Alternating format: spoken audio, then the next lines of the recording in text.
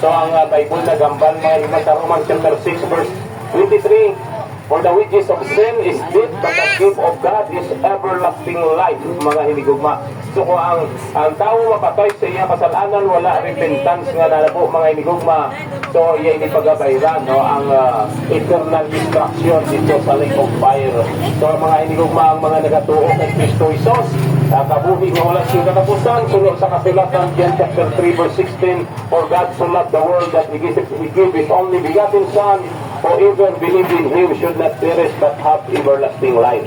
So ang everlasting life mga hinigugma, ini siya, okay, maangkon, mabaton sa isa katawo, sa iya pananampalataya kay Kristo, libre ini wala bayad, igasa ini isang Diyos, regalo ini isang Diyos mga hinigugma, according sa Ephesians chapter 2 verse 8, for by grace you have been saved through faith, no? It is a gift of God, mga hinigugma, no? Pag wala sang hindi inyo sa inyong works, no, not by your works. Pag ang tao wala sang ipabugal kay nga regalo ang kabuhi nga wala sing katapusan.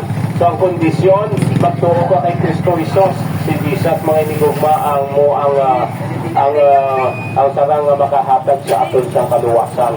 So ang hapag sa Acts chapter 4 verse 12, ang kaluwasan magom sa iya lamang kay wala na sa ibang ngalan gipadalang Dios diri sa duta agud ang tawo maluwas mga hinigugma.